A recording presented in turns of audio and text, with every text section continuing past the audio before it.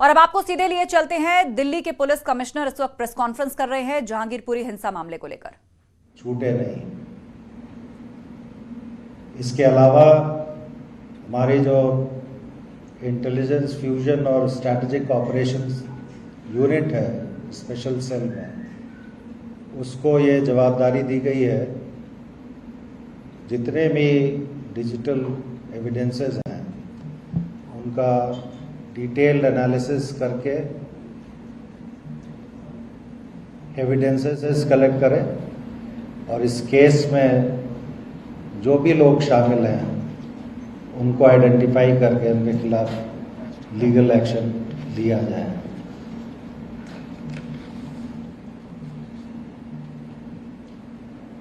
इसमें मैं इस फोरम से आपको बताना चाहूँगा कि इन्वेस्टिगेशन काफ़ी डिटेल्ड होगा, थरो होगा, और चूँकि क्राइम ब्रांच को इन्वेस्टिगेशन की जवाबदारी दी गई है, उन्होंने करीब 14 टीम्स बनाई हैं जो हर एंगल से इस केस का इन्वेस्टिगेशन करेंगे। टीम्स कल से ही कार्यरत हैं और जैसे जैसे रिजल्ट्स आएंगे हम प्रेस को ब्रीफ करेंगे। मैं एक चीज़ और कहना चाहूँगा, सोशल मीडिया के माध्यम से कुछ लोग प्रयास कर रहे हैं कि वातावरण सुधरे नहीं। सोशल मीडिया एनालिसिस हमारे यहाँ हो रहा है और अगर ज़रूरत पड़ेगी तो जो लोग गलत इन्फॉर्मेशन, मिस इन्फॉर्मेशन या रॉन्ग इन्फॉर्मेशन फीड कर रहे हैं, जिसकी वजह से वातावरण सुधरता नहीं है या बिगड़ता है, उनके खिलाफ भी उचित कानूनी कार्रवाई की जाएगी। मेरी जनता से अपील है कि अफवाहों के ऊपर ध्यान नहीं दें। अगर कोई फैक्ट्स या वेरीफाई करना है, कंट्रोल रूम को आप संपर्क कर सकते हैं या हमारे सीनियर अधिकारी को संपर्क कर सकते हैं, जिनको ये सूचना है कि आपको सही जानकारी उपलब्ध कराएं।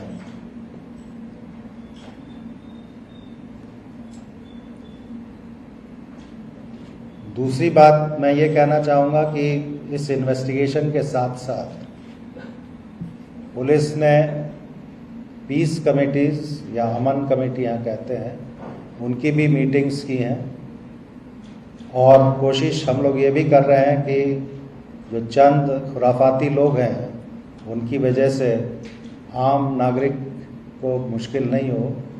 पीस कमेटी के माध्यम से भी शहर में खास करके सेंसिटिव एरियाज़ में शांति स्थापित करने का पूरा प्रयास पुलिस की तरफ से किया जा रहा है। पहले भी पीस कमेटी की मीटिंग्स हुई हैं, आज ये इंसिडेंट हुआ उसके पहले भी, और अभी भी होती रहेंगी, क्योंकि हमें ये मालूम है कि इस तरह के इंसिडेंट्स में जो शरारती तत्व हैं वही भाग ज़्यादा लेते हैं।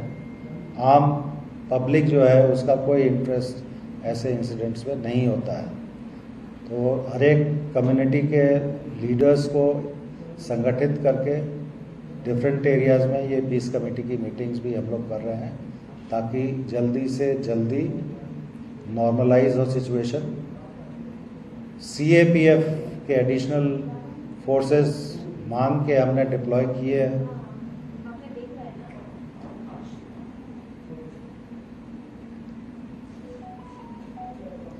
जहांगीरपुरी के अलावा भी शहर के जो दूसरे संवेदनशील विस्तार हैं वहाँ पे CAPF का डिप्लॉयमेंट किया गया है। दिल्ली पुलिस का भी एडिशनल डिप्लॉयमेंट किया गया है और जो अधिकारी हैं, सीनियर अधिकारी, उनको ये निर्देश है कि जब तक स्थिति सामान्य नहीं हो जाती है वो फील्ड में रहें और कोई भी इंसिडेंट होता है तो उसको इमीडिएटली और अप्रोप्रिएटली उसको हैंडल करें। Thank you.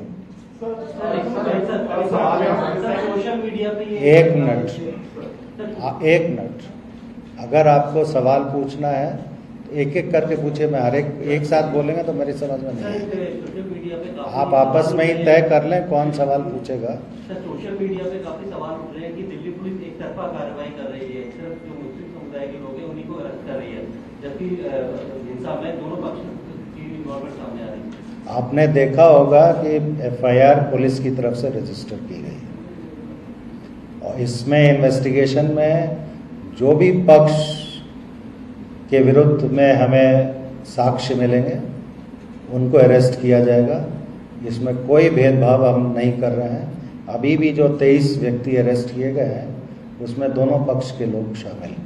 सर, सवाल ये है एक सर, कुछ ये भी आरोप लग रहे हैं कि या कहा जा रहा है कि इसकी प्लानिंग काफी पहले से की गई थी। क्या जांच में ऐसी बातें सामने आ रही है कि पहले से इसकी प्लानिंग की गई थी? मैंने आपको बताया कि केस का इन्वेस्टिगेशन काफ़ी थरोली किया जाएगा। जो भी प्रत्यक्ष या परोक्ष रूप से इसमें शामिल हैं उनके विरुद्ध कार्रवाई की जाएगी।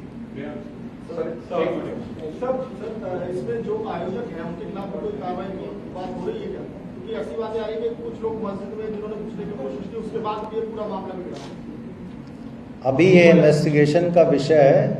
मैं बहुत क्लियरली आपको बोल रहा हूँ, इन्वेस्टिगेशन में जिसके खिलाफ एविडेंस मिलेगा उसके खिलाफ कार्रवाई की जाएगी, irrespective of class, creed, community, religion.